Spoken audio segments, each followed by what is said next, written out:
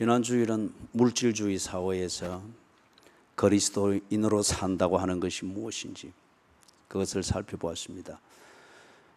오늘은 향락주의 사회에서 그리스도인으로 산다는 것이 무엇인지 살펴보기를 원합니다. 내용이 좀 리얼할 것입니다. 실제적으로 우리가 행하고 있는 것이고 늘 보고 있는 것이고 어떤 이는 그것을 두고 고민하고 있는 문제이기 때문에 사실을 말하는 것이지만은 우리를 도덕적으로 가장을 한 그 분위기에서는 괜히 그게 리얼하게 들리고 심하게 들리고 그런 것이요, 위선의 한 표시입니다. 저는 그렇게 진단을 합니다. 지금 우리가 괜찮은 척 그리고 괜찮게 보이는 그런 상황으로 관리를 하는 이게 우리의 주제가 아닙니다. 우리는 이리 가면 망합니다. 전쟁은 정치적 협상에 의해서 발생하기도 하고 없어지기도 하는 그런 것만은 아닙니다. 그것은 중요한 수단입니다. 눈으로는 울되 깨달음을 가지고 입으로는 주님을 향하여 부르짖게 되는 것, 하나님이 모든 것을 통치하신다는 것이며 사망의 음침한 골짜기 안에서는 전쟁과 같은 혼돈이 있어도 하나님은 그 골짜기 너머까지를 보고 계십니다. 그렇기 때문에 괜찮은 척 그리고 괜찮은 척 자기를 관리할 수 있는 그 무언가를 들으려고 하지 마십시오. 내가 안 괜찮은데 괜찮은 척 그렇게 보이는 외투 한 벌 걸친다고 해서 베드로가 그리 말했잖아요. 불이 지나가면은 풀섭과 같은 그 믿음은 다 타버리고 없다고 했잖아요.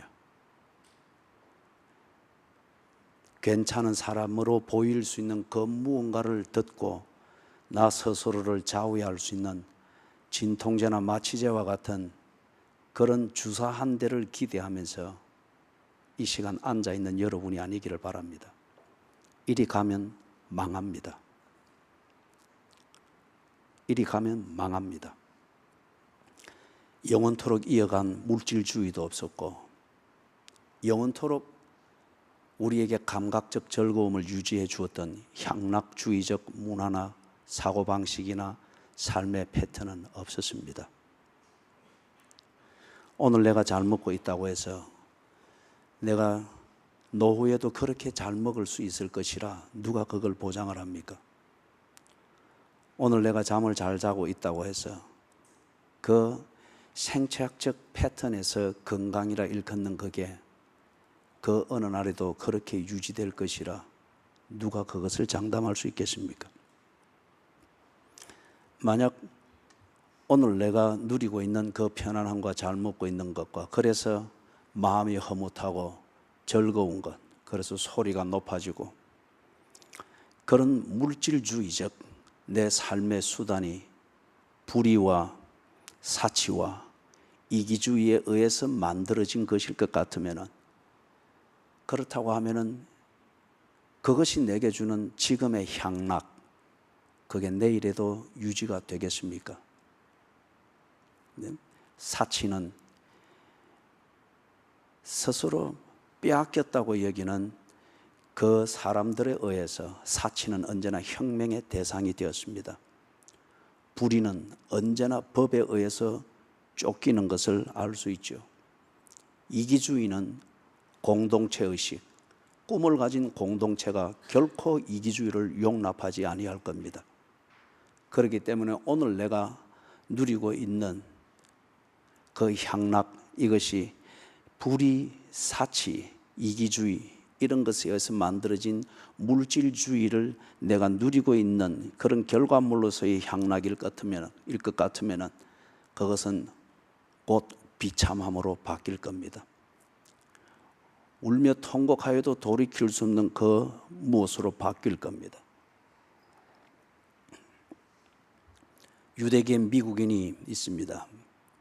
엄청난 재벌이죠. 그런데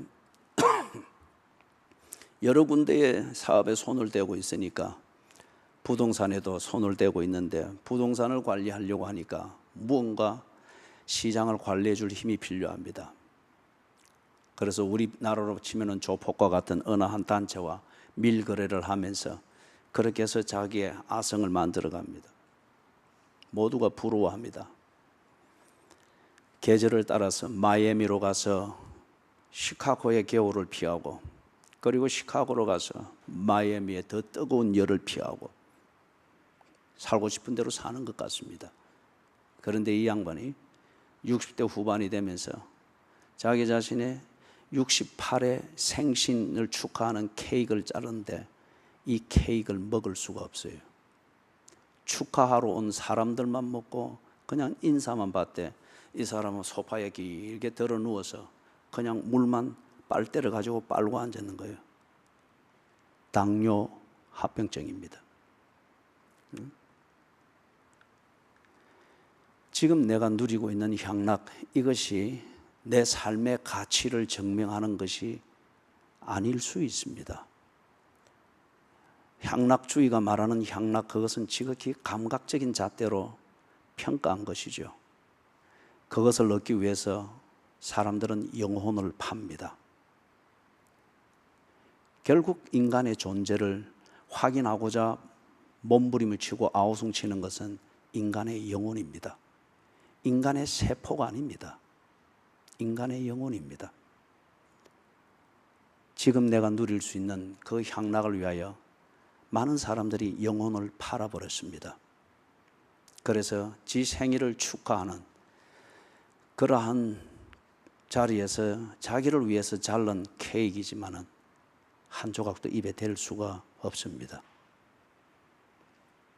여러분은 어떻습니까? 재밌게 살고 계십니까? 여유가 있습니까? 그런 여유와 재밌게 사는 것을 관리하고 쫓아다니기에 시간이 모자라서 내 영혼이 아우성치는 그 일을 두고 한 번이라도 눈을 돌릴 겨를도 없을 정도로 재밌고 즐겁고 바쁩니까?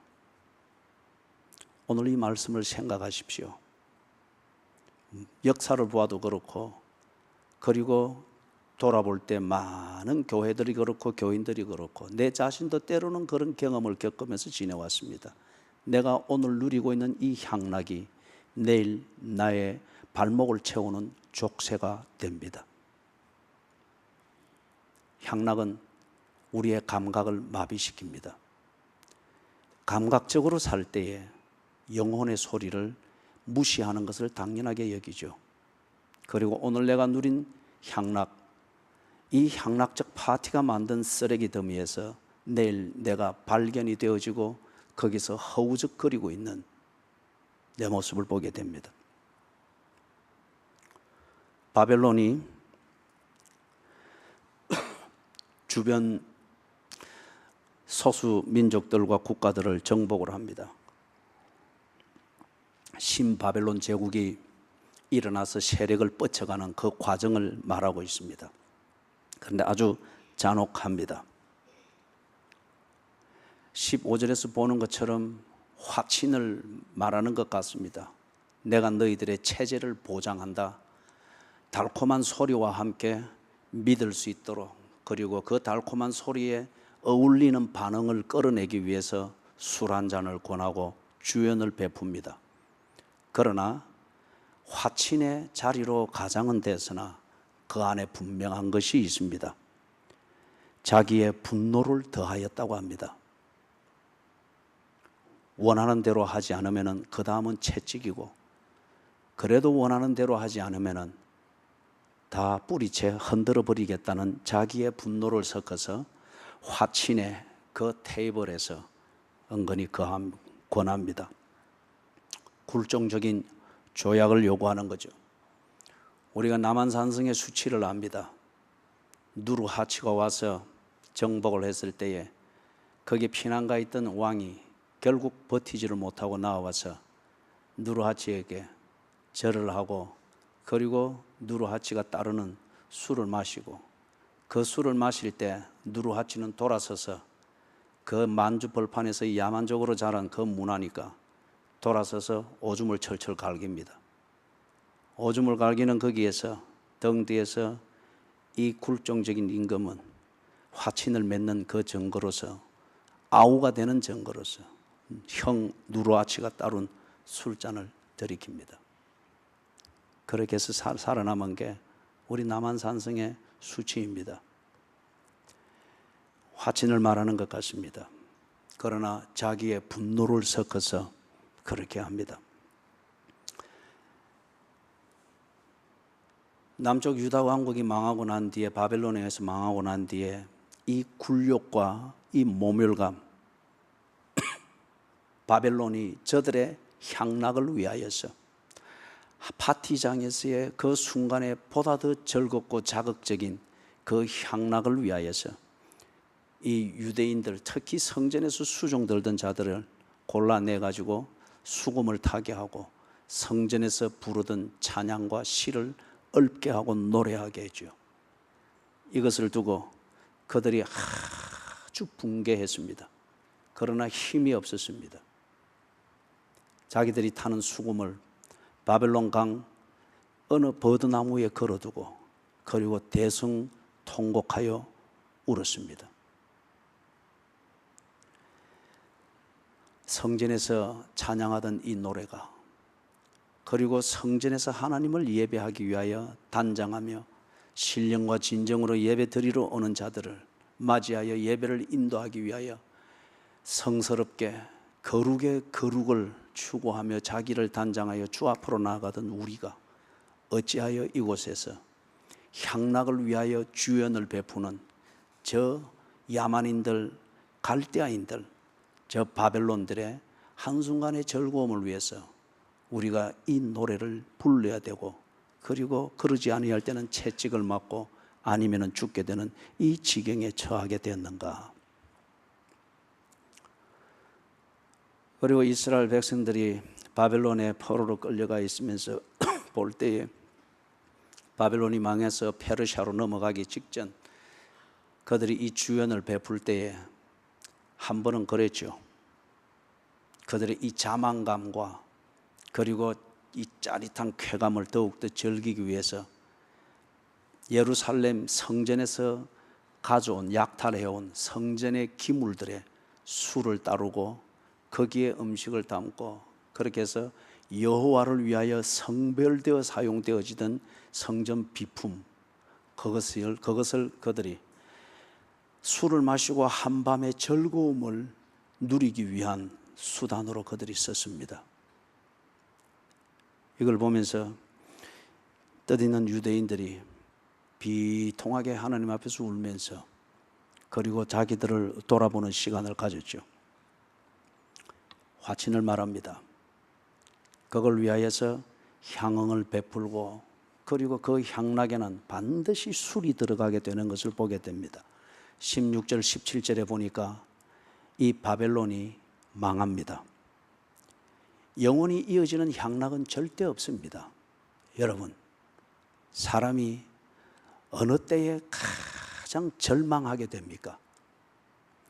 향락을 추구하다가 이 향락의 절정에 이르렀다고 여길 때, 그때부터 바로 사람은 권태기로 빠집니다.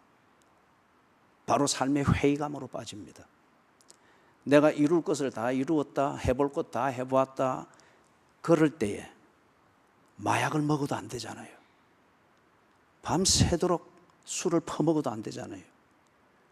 가출을 몇 번 하고 여자를 몇 번 바꿔보고 남자를 몇 번 바꿔봐도 그만한 향락을 못 느끼잖아요. 그때부터 사람은 바로 절벽으로 추락합니다. 좌절, 절망, 낙담, 희망 없음. 그래서 자포자기, 자기 하고 싶은 대로 방탕이라고 하는 것이 나오게 되는 거죠. 바벨론이 이 향락의 극치에 이르렀습니다. 당연히 정치는 엉망이 되겠죠. 그리고 그 다음 일어났던, 지금 이란 땅을 근거로 해서 일어난 페르시아가 자그로스 산맥을 넘어서 바벨론의 수도, 바벨론 제국의 수도인 바벨론 도시에 무혈 입성합니다. 그들이 향락을 즐기는 동안에 백성들과 정복당한 그 소수민족들, 그리고 바벨 이 도시의 토착민들은 그만큼 착취를 당했단 말이에요. 압제를 당했단 말이에요. 그리고 그들이 향락을 즐기기 위하여서 저들의 자존심이자 민족의 근거가 되는 이것을 건드리면서 그걸 애통해하고 슬퍼하는 것을 보며 더욱더 그들이 자극적으로 향락을 즐길 때 그것은 그들에게 원한이 되었습니다. 새로운 세력이 들어오는 페르시아에게 안에서 문을 열어주었습니다. 무혈 입성하여 그날 밤으로 점령을 해버렸습니다. 이 바벨론이 향락의 극치를 달리는 동안에 그 초대 왕이었던 느부갓네살이 자기의 무소불위의 힘을 발휘하는 끝에 통치의 어느 기간이 됐을 때 이 느부갓네살이 정신분열증을 일으켰습니다. 유전적인지 후천적인지 그것은 모르나 일단 그의 환경은 자기가 해볼 수 있고 집중할 수 있는 그것이 더 이상 없었습니다. 모든 것을 다 소유했고 어떻게 할지라도 더 이상 향락을 즐길 수 있고 찾을 수 있는 그 무언가가 없을 정도로 자기가 볼 때 정점에 서 있었습니다. 아까 이야기했지만 이때가 인간이 추락하는 때입니다. 느부갓네살이 정신분열증 현상을 일으키면서 결국에는 왕궁에서 나가서 촉은 목피로, 가난해서가 아닙니다. 향락에 집착하느라 영혼을 팔아버렸습니다. 그러니 정신이 구조가 조금 바뀌니까 이게 사람이 먹을 것인지 짐승이 먹을 것인지, 이게 사람이 누울 자리인지 짐승이 누울 자리인지 구분이 안 됐습니다. 정신분열자로 느부갓네살이 생을 마치게 됩니다. 사랑하는 여러분, 16절 하반절에 보니 여호와께서 분명히 그렇게 약속을 하셨습니다. 여호와의 오른손의 잔이 네게 임할 것이라. 바벨론이 무소불위의 힘을 가지고 약소국들을 그렇게 약탈하고 유대인들 같은 경우는 예루살렘에서 가져온 성전의 기명을 가지고서 그들의 좀 더 자극적인 향락을 즐기기 위해서 도구로 쓸 때에 그들이 바벨론 강가 어느 강가에서 비통하게 울지라도 그 문제를 해결할 힘이 없습니다. 하나님께서 그것에 개입을 하시겠다고 합니다. 그렇기 때문에 영원할 수 있는 향락주의는 없다는 겁니다. 내가 힘이 있어 착취할 수 있는 대상은 있을지 모르나 그것이 나의 영원한 향락을 보장하는 것은 아니라는 겁니다. 법을 주신 하나님이 법을 반드시 바로잡겠다고 합니다. 인간을 창조하신 하나님이 인간됨을 반드시 바로 세우겠다고 합니다. 정의를 만드시고 정의를 관리하시는 하나님이 인간에 의해서 편협되어지고 굽어진 정의를 반드시 바로잡겠다고 합니다. 나의 여호와의 오른손의 잔이 네게 임할 것이라. 여호와의 오른손의 잔은 곧 복수를 의미하는 표현입니다. 여러분, 향락주의는 반드시 누군가에게 원한을 낳습니다. 원한의 씨앗이 뿌려지면 그것은 반드시 자라게 되어 있습니다. 사람이 그것을 어찌하지 못할 때 정의의 하나님께서 그 오른손의 잔을 반드시 쏟아붓는다고 합니다. 복수를 말합니다. 느부갓네살이 그렇게 갔습니다. 그리고 성전의 기명의 수를 따르고 그날 밤 축배를 들고 흥청망청하던 그 바벨론 제국의 마지막 왕 결국 되었던 벨사살 왕이 주연을 베풀 때 밤에 손이 나타나 메네메네 데겔 우바르신, 너희들은 아무리 달아보아도 모자라는 사람들이다. 내가 이 땅을 나눌 것이라. 그리고 그날 밤 벨사살이 죽고 페르시아가 들어옵니다. 여호와의 오른손의 잔이 네게로 돌아올 것이라고 그렇게 말합니다. 사랑하는 여러분, 힘의 남용으로 만든 제국이었습니다. 술과 향응으로 포장을 해서 화친을 포장을 했으나 그러나 내용은 위협과 조롱과 약탈이었습니다. 그리고 자기 자신들의 향락주의적 만족을 위하여서 주변 국가들을 수치로 몰아넣었습니다. 그렇기 때문에 이 바벨론 제국이 했던 이 내용을 볼 때 향락주의의 그 속성을 우리가 짚어볼 수 있습니다. 인간에게 누구나 욕심이 있죠. 잘 관리되어지는 욕심은 하나의 추진력이 됩니다. 그러나 욕심이 그냥 본능적으로 흘러가 버리게 될 때 욕심은 반드시 강포함과 짝을 짓습니다. 이 강포함과 짝을 지은 다음 욕심은 언제나 향락주의의 옷을 입으려고 합니다. 왜냐하면 욕심은 자기의 부끄러운 것을 드러내는 것을 아주 무서워하기 때문에 그렇습니다. 욕심이 강포함과 짝을 짓고 그리고 향락주의라고 하는 이 옷으로 자신의 수치를 가립니다. 그러면서 아주 역설적이게도 이 욕심은 남에게 수치를 주는 것을 통하여서 자신의 수치를 가립니다. 남을 고통스럽게 만드는 것을 통해서 그 입에서 나오는 신음소리를 들으면서 자신의 즐거움을 보다 극대화시키는 이런 속성이 있습니다. 남의 파멸을 조장하고 남이 파멸되는 것을 보면서 욕심은 언제나 내가 성공하고 있고 잘 나가고 있다고 착각을 하는 이 중병이 있습니다. 그런데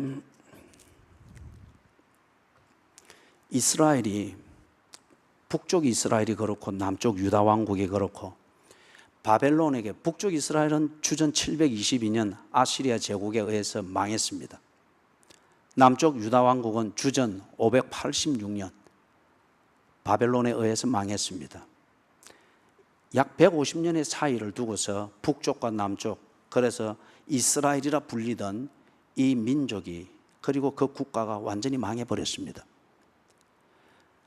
북쪽 왕국과 남쪽 왕국이 망하기 전에 선지자들을 통하여서 얼마나 많은 경고를 했는지 모릅니다. 지금 하박국 선지자가 갈대아인들을 향해서 이 경고를 하는 것처럼 선지자들이 북쪽 이스라엘을 대하여서 아모스 선지자와 같은 자가 얼마나 경고를 했는지 모릅니다. 그리고 유다를 향하여서 다른 여러 선지자들도 있지만 미가와 같은 선지자가 이리 살면 망한다. 너희들이 지금 누리는 이 향락이 아니다. 망하고 있는 것을 보지 못하도록 만드는 마취제이며 진통제에 지나지 아니한다. 이리 살면 망한다. 외쳤습니다. 그리고 그들의 실상을 아주 적나라하게 보게 했습니다. 얼마나 적나라하게 보게 했는지 자국 사람들이 이 선지자들을 죽이려고 했습니다. 그런데 이스라엘과 유다가 듣지 않았습니다. 헛소리하는 것으로 들었습니다. 자기들은 지금 여유를 가지고서 외교도 괜찮고 정치도 괜찮고 군사도 괜찮고 경제도 지금은 잘 되고 있기 때문에 모든 것이 괜찮게 여기면서 자신들의 향락을 추구하는 이게 행복이고 자유고 권리고 인권이라 생각을 하면서 아모스 선지자와 같은 자들을 매도해버렸고 미가 선지자와 같은 자들을 매도해버렸습니다. 듣지 아니했습니다. 그래서 그들에게 16절 하박국서 2장 16절 17절과 같은 이 결과가 그대로 임한 겁니다. 북쪽 이스라엘 왕국은 아시리아 제국에서 망해서 모든 것으로 다 흩어져 버렸습니다. 그렇기 때문에 북쪽 이스라엘은 다시는 역사에 등장하지 않습니다. 그 다음 약 150년 뒤에 남쪽 유다 왕국이 바벨론에 의해서 망합니다. 고국에 남아있으면서 반란을 일으키고 반정부 활동을 할 수 있는 똑똑하게 보이는 자들은 다 잡혀서 바벨론으로 끌려갔습니다. 걸어서 1500km 거리입니다. 끌려갔습니다. 경고를 듣지 아니했고, 그리고 경고를 듣지 않도록 만들었던 그들의 향락주의적 그 감각과 그것이 만들어 놓은 가치관과 소신과 어떤 논리 체계를 가지고서 보니까 하나님의 말씀이랍시고 증거하는 아모스의 말이 허무맹랑합니다. 미가의 말이 뭐 돛 닦는 이야기밖에로는 들리지 않습니다. 그러나 역사는 하나님의 말씀대로 이루어집니다. 오늘 내가 흡족하다고 하여서 그게 나의 내일을 보장해 주는 게 아닙니다. 아니면 오늘 내가 흡족해하는 이 감각이 내일 다가오는 그 일을 보지 못하도록 만드는 것이죠.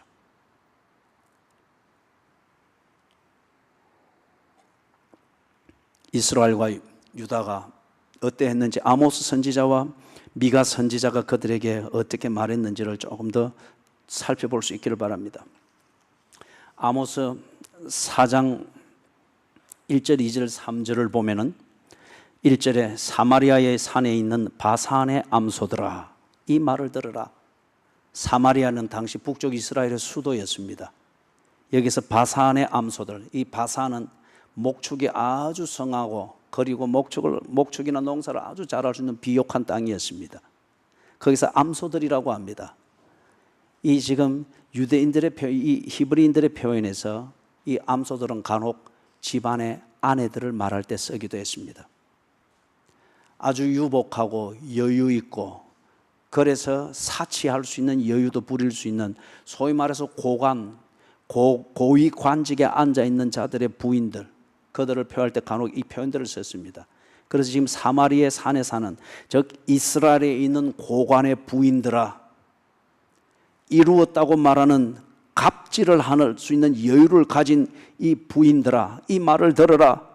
너희는 힘없는 자를 학대하며 가난한 자를 압제하며 가장에게 이르기를, 즉 남편에게 이르기를 술을 가져다가 우리로 마시게 하라 하는도다. 돈 벌어오라는 거요, 더 많이 벌어오라는 거요. 왜 그만큼 필요하냐? 이만큼 했으면 됐지. 사치할 게 필요하다는 거요. 명품을 사야 되고 내 사는 어떤 그런 회원권을 좀 더 업그레이드를 시켜야 되고, 이 차로는 안 되니까 아우디로는 안 되니까 벤츠로 바꾼다든지 아니면 다른 스포츠카로 바꾼다든지 그런 것을 하자니 돈이 더 필요하다는 거예요. 가난해서가 아닙니다. 영혼이 부르짖는 의미 있는 일을 위해서가 아닙니다. 사치에 만족하면 있을 수가 없습니다. 남편을 추달합니다. 가장에게 이르기를 술을 가져다가 우리로 마시게 하라.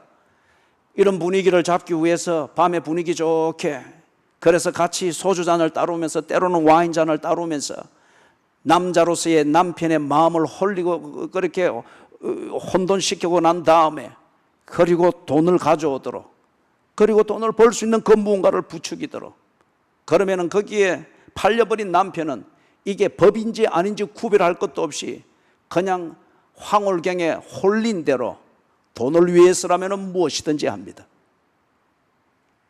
이것이 당시 이스라엘이 망하기 전의 상황이었고, 그들은 이 향락과 여유를 즐기고 있는 현재의 만족 때문에 아모스를 듣지를 못했습니다. 아모스와 같이 이렇게 볼 수 있는 자가 없었다는 거예요. 민주주의가 좋은 제도이긴 하나, 그러나 민주주의는 아닙니다. 민주적이어야 하죠. 민주주의가 될 때에 하나님의 통치를 못 보는 모순이 있지요.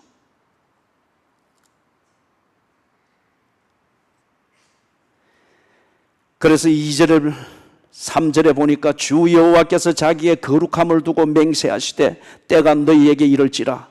사람이 갈고리로 너희를 끌어가면 낚시로 너희의 남은 자들도 그리하리라. 아수르 제국이 실제로 그리했습니다.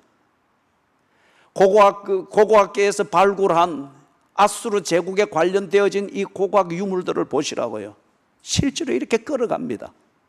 이것은 여기서 한 비유를 가지고서 아모스가 강렬하게 그들의 현실에 대하여서 그 현실이 저들을 얼마나 비참하게 만들 것인가를 암시하는 겁니다.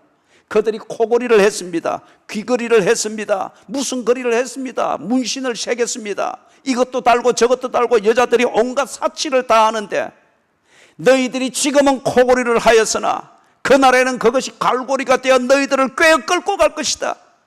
지금은 너희들이 목걸이를 하여 뭔가 아름다움을 억지로 만들려고 하나 그날에는 네 목에 오랏줄이 채워져서 네가 알지 못하는 곳으로 끌려가게 될 것이다.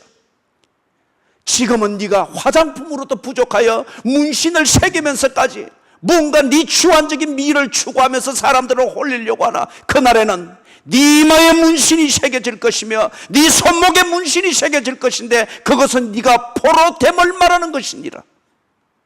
낙인을 찍는다는 겁니다. 3절에 보니 너희가 성 무너진 데를 통하여 각기 앞으로 바로 나가서 하름몬에 던져지리라. 여호와의 말씀이니라. 이들이 여유가 있으니 예루살렘 성 안에서는 성이 차지를 않습니다. 성문 밖으로 나가서 애인을 만납니다. 성문 밖으로 나가서 좀 더 좋은 것을 찾습니다. 성문 밖에 좀 더 명품이 있을까, 신토 부리가 있을까, 온갖 데를 돌아다니면서 허우적거리기 위해서 성문을 들락날락거리면서 가마를 타고 들락날락거리고 꾸며진 자기의 사치스러운 이 몸을 자랑스럽게 그 성문을 들락날락거립니다. 고관의 부인이니까 졸개들이 감히 어찌지를 못합니다. 눈길 한 번만 줘도, 가마에 커튼 걷고 눈길 한 번만 줘도 법을 어기면서까지 성문을 활짝활짝 열어줍니다. 그러나 그날에는 네가 그 성문으로 나가서 하름몬에 던져지리라.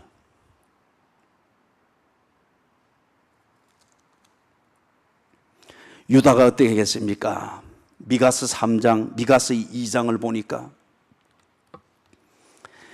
유다의 당시의 실상을 말하지만은 이 유다 백성들이 바로 100여 년 전에 북쪽 이스라엘 왕궁이 그렇게 망하는 것을 보았습니다. 그럼에도 불구하고 지금 이 미가 선지자의 말을 듣지를 않습니다. 그들의 이 사치와 향락주의적에 의해서 감각을 잃어버린 이게 북쪽 이스라엘 못지 않습니다. 미가가 간절히 이야기를 합니다. 그 중에서 2장 중에서 8절, 9절, 10절을 요약해서 읽으면은 8절에 근래에 내 백성이 원수같이 일어나서 전쟁을 피하여 평안히 지나가는 자들의 의복에서 겉옷을 벗기며, 지난 주일 물질주의를 할 때 우리가 이 문제를 보았습니다. 약한 자를 더욱더 약하게 만들어서 지 원하는 것을 착취합니다. 강한 자에게는 붙으면 내가 내 사업을 빼앗기고 내 소유를 있는 것까지도 빼앗길 것 같으니 꼭 약한 자를 건드려서 자기 원하는 것을 착취를 합니다. 그러다 보니 이 사회가 부익부 빈익빈익보다 더 극심해졌습니다. 도둑들이 날뛰기를 시작을 했습니다. 9절을 보니까 내 백성의 부녀들을 그들의 즐거운 집에서 쫓아내고 그들의 어린 자녀에게서 나의 영광을 영원히 빼앗는도다. 아내들을 학대합니다. 아내들을 폭력을 행합니다. 부녀들이 집에 있을 수 없도록 만듭니다. 이것은 남정네들이 자기들의 향락주의에 빠져서 그 향락을 즐기고자 하니 조강지처가 방해가 됩니다. 그 향락을 즐기고자 하니 가정을 가지고 있다고 하는 것이 향락을 위하여서 쓰는 그 돈을 모자라게 만들고 시간을 모자라게 만듭니다. 가정을 파탄시켜버립니다. 자녀들을 학대합니다.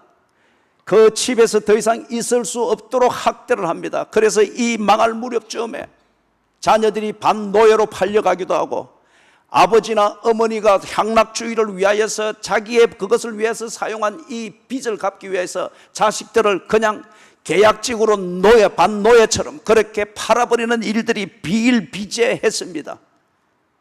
지난 주일날 예에서 보았던 것처럼 이 사람의 꿈이 뭐였습니까? 13살이 되어서 재혼한 어머니를 따라서 새 아버지를 만났는데 그날부터 두드리 맞기를 시작하니까 이 사람의 꿈이 뭐였어요?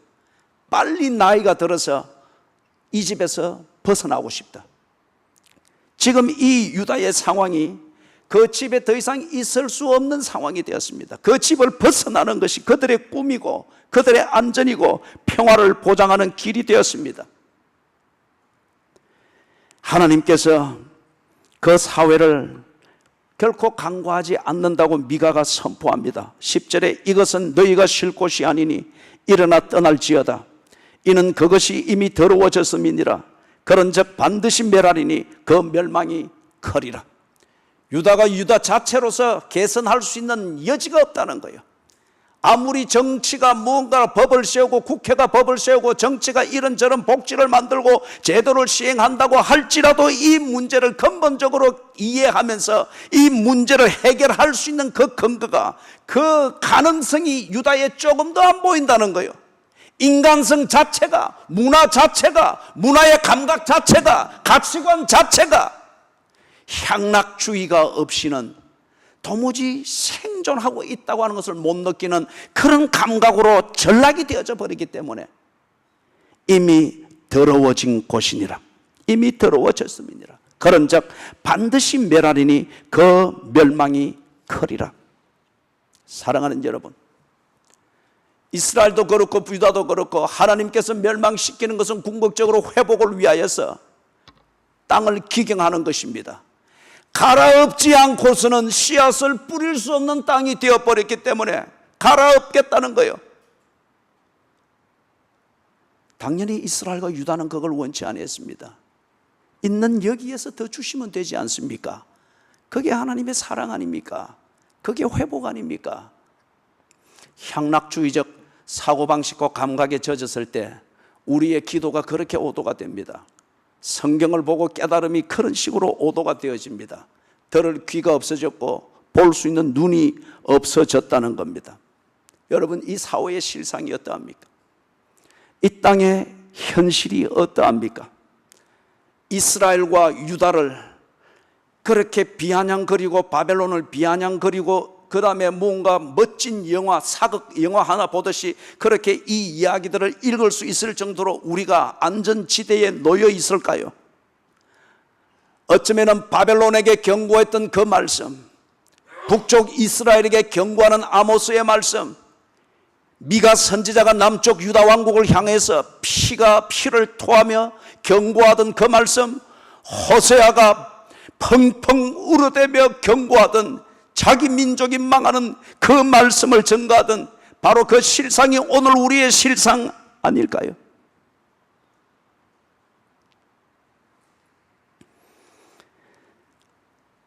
일전에 한 개그맨이 한 몇 년 된 것 같습니다. 그 해 연예인들 대종상 수상식에서 개그맨, 남자 개그맨 분야에서 최우수상을 받은 모양입니다. 수상 소감을 말할 때 그 사람이 이 말을 했습니다. 영혼을 팔아서라도 관객을 웃기겠습니다. 영혼을 팔아서라도 관객을 웃기겠습니다. 어떻게 들으면 굉장히 프로페셔널리즘에 충실한, 정말 프로다운 그런 자세로 볼 수가 있겠습니다. 그런데 간혹 방송을 보고 방송을 듣고 또는 글로 된 방송의 매체들을 읽게 되어질 때에 정말 우리가 팔아서는 안 될 영혼을 팔고 있다고 하는 것을 깊이 깊이 느낍니다. 영혼을 팔아버리고 난 뒤에 파우스트에서 보듯이 영혼을 팔아버리고 난 뒤에, 그래서 술 몇 잔으로 지금은 즐기지만은 그 술 몇 잔이 지나가고 난 뒤에 내가 내 자리로 돌아가야 될 때 내 영혼이 이미 팔려버리고 없는 내 껍데기로 무엇을 하겠다는 거예요?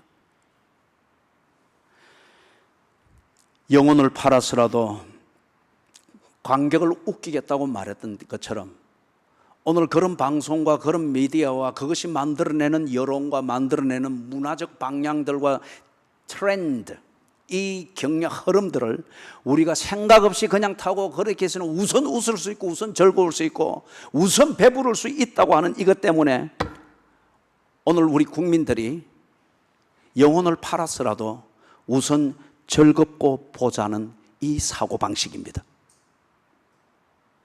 영혼을 팔아서라도 우선 즐겁고 보자. 그렇기 때문에 내 영혼과 상관없이 직업을 구합니다. 내 영혼과 상관없이 부를 축적합니다. 내 영혼과 상관없이 교육을 생각합니다. 내 영혼, 자식의 영혼과 상관없이 내가 보는, 그리고 내게 길들여져 있는 부모의 향락주의적 가치관을 가지고서 자식을 몰아붙이고 있습니다. 향락주의가 강포함과 언제나 편을 같이 한다고 우리가 보았습니다. 바벨론을 통하여서. 이 현상이 우리에게 너무 많죠. 너무 이 땅이 강포합니다. 그리고 그 강포함 끝에 가해자는 그냥 그 순간에 향락을 즐기고 있을 뿐입니다. 눈이 맞은 동거녀와 함께 지내는데 이 동거녀가 부축이니까 동거녀의 마음을 사기 위해서 전체의 딸을 그렇게 학대하고 그렇게, 이 일들을 우리가 한두 번 본 게 아니잖아요. 그거는 이제 뉴스거리도 안 될 정도로 그냥 몇 줄 뉴스로 나올 정도가 된 게 이 땅의 현실입니다. 결혼을 했습니다. 아이를 둘 낳았습니다. 둘째 아이가 아직 젖먹입니다. 그럼에도 불구하고 전 남자친구와 데이트를 하기 위하여서 아이 젖먹이는 것을 뒤로 하고 전 남자친구와 데이트하면서 3일을 바깥에서 지내다가 들어오니까 이 아이가 굶어 죽어 있는 거예요. 천년덕스럽게 그 아파트 쓰레기 집적장에 이 아이를 버렸습니다. 이게 이 사회의 현실입니다.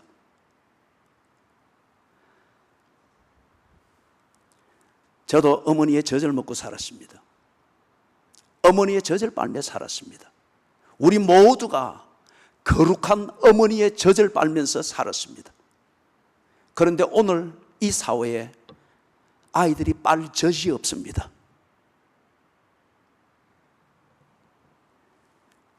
원인이야 외부에서 어떻게 주어졌든지 간에 미가서에 나오는 대로 부녀들이 집에 있을 수가 없도록 되었습니다. 가난할 때는 폭행에 못 이겨서, 산업화 시대 바쁜 때에는 외로워서, 지금 여유가 넘칠 때에는 사치스러운 자기의 욕구를 만족시킬 수가 없어서 집에 있을 수가 없는 부녀자들이 되어버렸습니다. 아이들이 빨 젖이 없습니다. 그 거룩한 젖이 없습니다. 짐승의 젖을 먹고 자라니 어쩌면 이 세대가, 이 사회가 짐승과 사람이 구분이 되지 않는 이런 향락주의로 치닫되 강포함과 폭행과 음란함이 뒤범벅이 되어진 이런 현장을 만드는 것이지 않습니까? 왜 여성들이 그 거룩한 사명, 거룩한 젖을 주는 것, 그 거룩한 젖을 빠는 이 아이를 아는 이 여성만의 이 고고함을 왜 이 사회가 추한 것으로 만들고 그것이 여성의 권리와 자유를 제한하는 것으로 이 사회가 매도해버릴까요? 그렇게 영혼을 팔아서라도 시청률을 올리는 것이 정말 중요할까요? 그것을 정당화시키는 희화가 되어진 그 잡담들이 그걸 들으면서 한번 웃는다고 하여서 정말 이 나라가 즐겁고 행복한 나라일까요? 거룩한 젖이 없어지는데 망할 것입니다. 거룩한 젖이 없는 백성 망할 것입니다. 저는 교육을 받기 전에 어머니의 젖을 빨았습니다. 저는 밥숟가락질 하는 것을 배우기 전에 나를 품어서 먹여 살리는 어머니의 젖을 빨았습니다.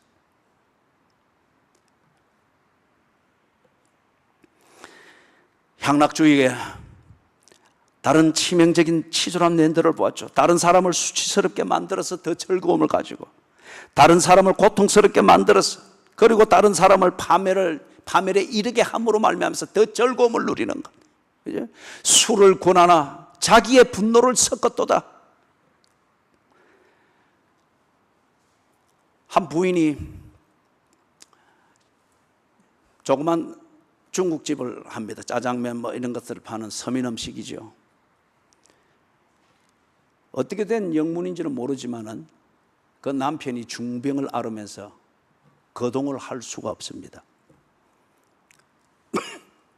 그 집에 다락에 남편의 병상을 두고 다락에서 남편이 지냅니다.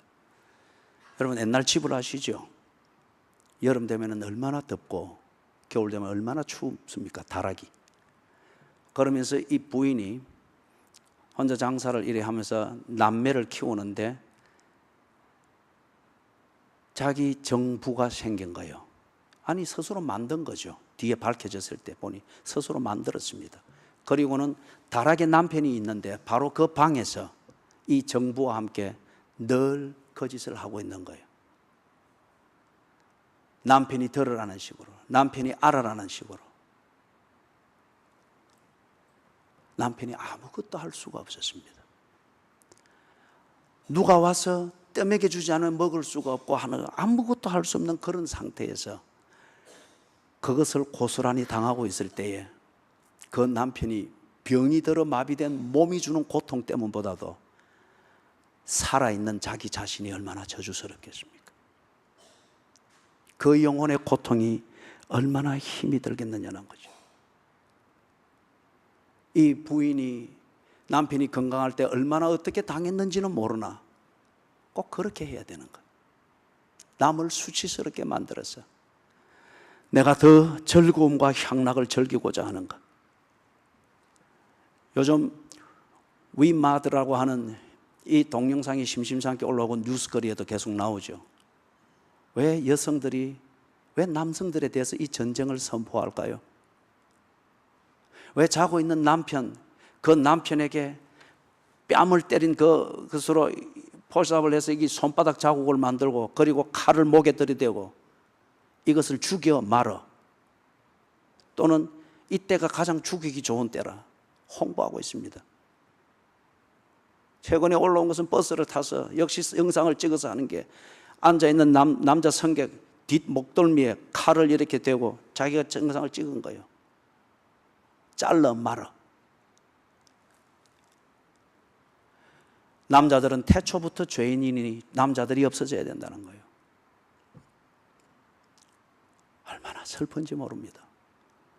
왜 이 땅에 남자들과 여자들이 전쟁 모드로 들어가야 되는가? 워마드는 물론 수입된 것입니다.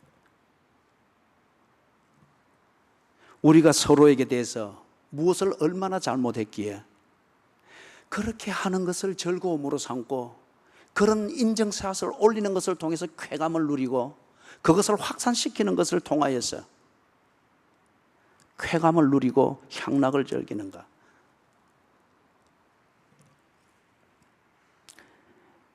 그런데 향락주의가 결국은 수치로 끝난다고 하는 것을 우리가 이 사회에서 많이 보고 있습니다. 향락주의와 더불어서 만들어지는 이 수치스러운 일들. 일전에도 제가 한번 얘기했는지 모르겠습니다. 어느 대학교에 우리 전국 그 순위로 치면 상위권에 드는 대학이죠. 대학들의 축제 시즌이 있지 않습니까? 축제를 하고 있는데 한 오후 4시쯤 돼서 여학생 3명이 비틀하면서 나옵니다. 가운데 여학생이 청바지를 입었는데 뭔가 일이 생겼습니다. 몸을 못 가눕니다. 그 대학교의 후문은 차가 언제나 그 시간 되면 정체가 돼서 신호등을 한 7번 받아야 됩니다. 서 있으면서 전부 다 그걸 보는 거예요. 창피하니까 옆에 부축했던 두 친구 여학생이 비틀거리면서 저거 한쪽으로 피하니까 가운데 있는 애가 가루나무를 잡고 그냥 그대로 쓰러집니다. 축제장에서 술을 누가 먹였는지 지가 먹었는지 어쨌든지 간에 만취가 된 상태에서 옷에다가 방뇨를 한 거예요. 21~22살에 이 신선한 대학교 여학생이 그렇게 되어 있다고 하는 것, 제가 보수주의자이기 때문에 이 이야기를 하는 겁니까? 우리 젊은이들이 말하는 식으로 꼰대기 때문에 이 말을 하는 겁니까? 내가 비록 꼰대라고 할지라도 보수주의자로 낙인 찍힌다고 할지라도 이것은 말해야 됩니다. 이런 일이 있어서는 안 됩니다.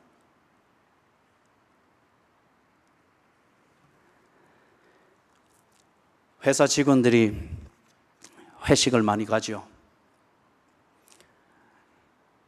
그런 것을 가지고서 이 뭡니까? 이 참 남자들 중에서 언제나 그런 끼를 못 버리고 그런 식으로 향락을 즐기는 이 문화적 습성을 못 버리는 남정네들이 대단히 많죠. 회사 회식을 갔습니다. 식사를 합니다. 그 다음 술자리로 옮깁니다. 술이 거나하게 들고 난 다음 노래방으로 옮깁니다. 이 나라의 노래방이 이제 보편적인 문화가 됐죠. 좋은 것도 있지만 그렇지 못한 그런 것들도 들어있는 것을 압니다. 노래방으로 옮겼습니다. 노래를 부르고 하니 흥이 나질 않습니다. 향락의 극치가 안 됩니다. 그러니까 이제 뭘 합니까? 술을 부릅니다. 그리고 도움이라는 여자를 부릅니다. 노래방에 그런 게 있다더군요. 술과 도움이 여성들 3명이 들어오는데 그래서 막 정신없이 놀고 광란적으로 노래 부르고 놀고 막 그래 하다 보니 이제 막 여자들을 끄안고 막 이래 하는데 딱 보니까 자기 재수신 거예요, 한 명이. 재수씨, 술이 확.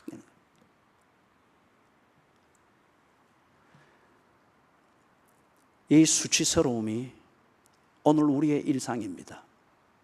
이 땅의 현장입니다. 누가 그렇게 만들었는가? 책임을 묻고 따지기 전에 이 현실을 인정을 하고 이 현실을 우리가 수습을 해야 됩니다. 예루살렘 거리에 의인 한 명이 없어서 예루살렘이 결국 망했습니다. 소돔과 고모라에 의인 10명이 있으면 하나님께서 사하겠다고 했습니다. 그러나 소돔과 고모라에 넘치던 사치와 이 사치로 인해서 방종되어졌던 그 향락주의, 그리고 향락주의가 품고 언제나 향락을 추구하는 그들의 방법론이었던 폭행과 간음과 동성연애, 창세기 14장에 나오지 않습니까? 하나님의 사자가 방문했을 때에 소돔의 사람 주민들이 밤에 찾아와서 그를 끌어내라, 우리가 그를 상관하리라. 이 상관은 윤관을 말합니다. 아브라함이 자기 롯이 거기 사니까 하나님 용서해 주십시오, 용서해 주십시오, 기회를 주십시오. 그래, 기회를 줄 수 있으면 줘야지. 그 기회를 가치로 만들 수 있는 사람이 있다면 내가 기회를 주겠다. 누구입니까? 의인이 있는가 찾아보아라. 그래하고 하다가 마지막 10명까지 내려갔잖아요. 의인 10명이 있으면은 그들이 이 기회를 살려서 소돔을 새로운 가치로 만들 것이다. 그러면 내가 사하리라. 의인 10명이 없었습니다. 유황불이 떨어졌습니다. 잿더미가 되었습니다. 이 땅은 안전합니까? 저는 전쟁 자체를 두고 말하는 것이 아닙니다. 전쟁 그 이상의 것이라도 만들 수 있는 우리의 현실을 지금 강조하고자 하는 겁니다. 예수께서 우리들을 소금되고 삐때라고 했습니다. 소금이 향락주의로 인해서 만들어지는 부패를 막을 수 있고, 빛이 향락주의의 사치의 그늘 아래서 피고 있는 곰팡이와 같은 가정 파괴, 인간 파괴를 막을 수 있기 때문에 삐때고 소금다라고 했습니다.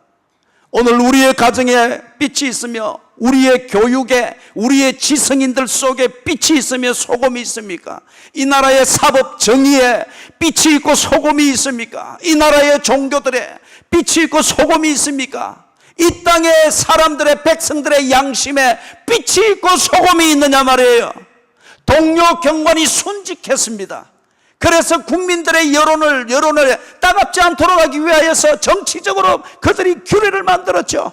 이 하루는 애도하는 기간으로 회식을 금지한다고 조서를 내렸습니다. 그럼에도 불구하고 부산에 있는 어느 지방경찰청에서 국과수에서 내려온 손님들 대접한다는 명분으로 회식을 하고 술을 마시고 인증샷을 찍고, 양심이 없습니다. 이 땅의 교회는요, 이 땅의 교회는 분명히 종교가 다릅니다. 그럼에도 불구하고 이 땅의 교회가, 그리고 교회에 속해 있는 교인들이 소금되고 삐때는 이 감각을 잃어버렸습니다. 예를 들어서 교회는 물량주의적인 이런 사고방식에서 부흥을 꾀하고 있습니다. 물량주의적 사고방식에서 부흥을 꾀하고 있기 때문에 어찌든지 많이 모으고 많이 관리하고, 그러기 위하여서 설교는 즐거워야 되고 설교는 재미있어야 되고, 내가 무슨 짓을 하고 왔든지 간에 내게 자신감을 주고 내게 위로를 주고 나를 옳다고 만들어주는 그런 설교를 해야 된다고 하는 거예요. 한 설교자가 그렇게 이야기를 했습니다. 그 사람이 설교를 할 때는 많은 사람들이 모입니다. 설교자는 어떻게든지 웃겨야 된다고 합니다. 그래서 그에게는 하나님의 존재도 웃음거리의 상대입니다. 예수 그리스도의 십자가도 웃음거리의 소재가 되는 거예요. 웃느라고 졸지 않으나, 그러나 향락주의를 들은 그들의 영혼은 돌아가서 뭘 하겠는가? 소금이 되겠는가? 빛이 되겠는가? 오늘날 교회가 그렇습니다. 이 땅에 그러고 보니 어디에도 우리의 향락주의적 체질과 이 문화적 흐름을 개선할 수 있는 소금과 빛을 찾기가 어렵습니다. 그럼에도 불구하고 이 땅이 잘 살 것입니까? 아닙니다. 망합니다. 너희들이 살면 망한다. 돌이키지 않으면 망한다. 하나님이 호세아를 통하여서 통곡하면서 망하게 될 자기의 백성, 여수론으로 구별하시고 극상품 포도로 구별하여 심었던 자기 백성이 망해야 될 이 절체절명의 위기를 보면서 하나님이 울었습니다. 그게 호세아의 눈물입니다.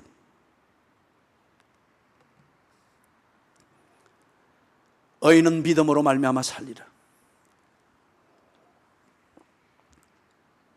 믿음으로 말미암아 사는 게 뭘까요? 이 향락주의적 사회에서, 이 절체절명의 위기에서 예루살렘 거리에서 의인 한 명을 찾으시고 소돔과 고모라에서 의인 10명을 찾으시는 하나님의 이 간절한 기대에 부응할 수 있는 의인으로 산다고 하는 것이 무엇일까요? 그리스도인의 삶으로 돌아가십시오. 그리스도인의 삶으로 돌아가십시오. 세상이 줄 수 없는 평화를 여러분은 알지 않습니까? 그 평화를 누리시고 그 평화를 나누도록 하십시오. 향락주의가 줄 수 없는 그 평화, 그것이 뭔지 모르거든 당신은 거듭나야 합니다. 그 사랑 받은 자만이 안다는 기쁨이 있지 않습니까? 술로도 채울 수 없고 여자로서도 남자로서도 7번을 바꾸어도 채울 수 없었던 그 기쁨, 진정한 자신감을 주던 그 기쁨, 그 사랑 받은 자만이 그 사랑한다고 했던 찬송가의 고백처럼 그 사랑 받은 자만이 그 기쁨을 압니다. 왜 교인임에도 불구하고, 왜 그리스도인임에도 불구하고, 왜 그리스도인 가정임에도 불구하고 향락주의자들이 즐기는 그 방식이 없으면 왜 그 기쁨을 누리지를 못하느냐 말이에요. 거듭났는지를 확인하십시오. 하나님이 보증하신 희망이 있지 않습니까? 희망은 믿음 위에 서는 것입니다. 다른 말로 해서 믿음이 있을 때 희망은 자연스럽게 생기게 되는 겁니다. 그러지 아니하고 우리가 낙관주의를 가지고서 잘 될 거야, 그래서 예루살렘에서 다 약탈해온 이 금장들의 술을 비워서 축배를 던다고 한들 그 희망이 되었습니까? 그날 밤에 벨사살이 죽었습니다. 하나님이 보증하신 희망을 말하십시오. 여러분이 진정 그리스도인일 것 같으면, 여러분이 진정 빛이고 소금일 것 같으면 하나님이 말하신 희망, 하나님이 말하신 희망, 하나님이 십자가에서 죽음으로 증명하신 그 희망, 그 희망을 말하고 그 희망을 추구하고 그 희망으로 이 땅을 두고 설파할 일은 설파하며 격려할 일은 격려하시라는 거예요. 하나님의 사랑으로 내 이웃을 내 몸처럼 사랑하는 것을 알지 않습니까? 그리스도인이면 이 위대하고 이 거룩한 자기 십자가를 압니다. 하나님이 나를 사랑해 준 그 사랑으로 내가 내 이웃을 내 몸처럼 사랑할 때에 노래방에서 술 취한 채 자기 재수씨를 만나는 일이 없을 것입니다. 하나님의 사랑을 알고 그 사랑으로 내 이웃을 내 몸처럼 사랑할 때 쓸데없는 일로 동거녀를 만나고 그리고 자기 자식을 죽여야 되는 이런 식의 향락주의에 매료되어지거나 그런 일들이 없을 것입니다. 하나님의 사랑으로 내 이웃을 내 몸처럼 사랑할 때. 그리스도인입니까? 당신은 진정 의인입니까? 향락주의에서 나도 남부럽지 않은 향락을 즐길 그 무언가를 얻기 위하여서 교회라는 이 틀 안에서 종교적 구도 행위를 하고 있는 겁니까? 의인입니까? 그러면 당신은 세상이 줄 수 없는 평화를 알고 있는 사람이고 그 사랑 받았기 때문에 진정한 기쁨을 알고 있는 사람이며 하나님이 보증하신 희망을 가지고 있으며 내 이웃을 어떻게 사랑해야 되는지를 알고 있는 사람입니다. 그것을 실천하십시오. 그게 이 땅을 살리는 길이며 그게 이 땅을 용서하시는 하나님의 자비를 구하는 그 진정한 몸부림입니다. 그래서 실천을 이렇게 시작하십시오. 이 실상을 인정하고 하나님 앞에 겸비하게 무릎 꿇고 이 땅을 고쳐주시기를, 이 백성을 향락주의에서 구해주시기를 기도하십시오. 어쩌면 이 기도가 여러분 자신이 먼저 해야 될 기도인지는 모르겠습니다. 하나님의 자비를 구하는 그 자리로 나아가야 합니다. 사랑하는 하나님, 우리를 구원해 주시옵소서. 예루살렘 거리를 빨리 달려 의인 한 명을 구할 수 있는 기회를 주시옵소서. 소돔과 고모라를 뒤져 의인 10명을 찾아낼 수 있는 그 기회를 주시옵소서. 그리고 그 의인들이 주 앞에 간절히 겸비하여 무릎 꿇고 기도할 때 우리를 용서하시고 이 땅을 구해 주시옵소서. 예수님의 이름으로 간절히 기도드리옵니다. 아멘. 자리에 다 일어나